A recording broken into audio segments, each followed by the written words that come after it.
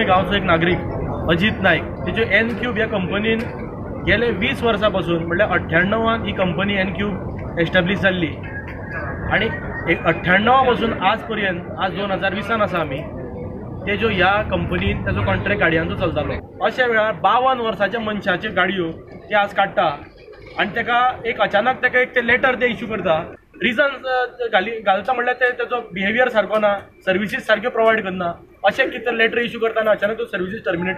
आमच्या एका पदाधिकाऱ्यान मेहूल ह्या ओनरा कडेन फोनार उलोवणें केलें आणि तेणें सांगलें की आपूण 4 दिसांनी ह्या विशयाचेर निर्णय कितें आसता घेता आणि निर्णय असो आसतलो की दोनूय पार्टी मदीं एग्रीमेंट जातलो, त्या क्लॉजिसानुसार कॉन्ट्रॅक्ट आसतलो। आज अजित बाबा कडेन एग्रीमेंट नाशिल्लो आणि तोय कांय करूं शकलो ना, सो हेजे फुडें जातलो तो एग्रीमेंट जातलो आणि एग्रीमेंटान क्लॉजानुसार तेज्यो हांगा गाडयो चलतल्यो।